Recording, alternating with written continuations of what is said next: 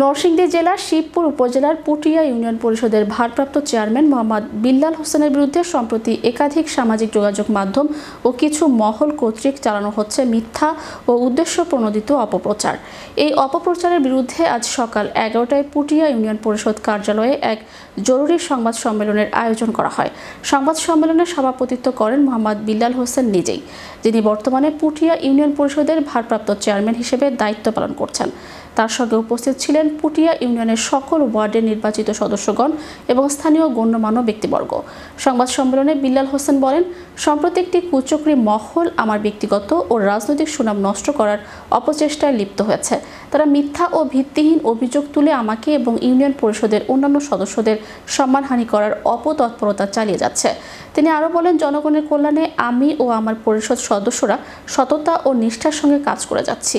এই অপপ্রচারের পেছনে যারা জড়িত তাদের উদ্দেশ্য পরিষদের কার্যক্রমে বাধা সৃষ্টি করা এবং জনসেবার ধারাকে নষ্ট করা।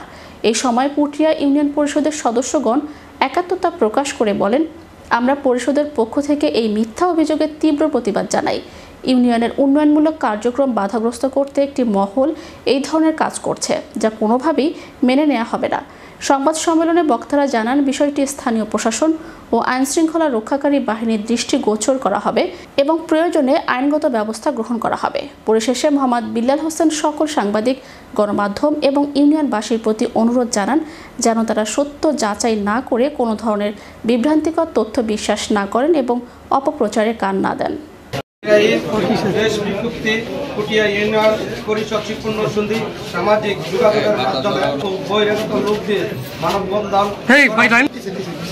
প্রিয় সাংবাদিক বন্ধুগণ ও আমার পুটিয়া ইউনিয়নের জনগণ, সবার প্রতি রইল আমার সালাম, আসসালামু আলাইকুম। আমি মোহাম্মদ বিল্লাল হোসেন সরকার পুটিয়া ইউনিয়ন পরিষদের ভারপ্রাপ্ত চেয়ারম্যান হিসেবে সততা ও নিষ্ঠার সাথে দায়িত্ব পালন করে যাচ্ছি।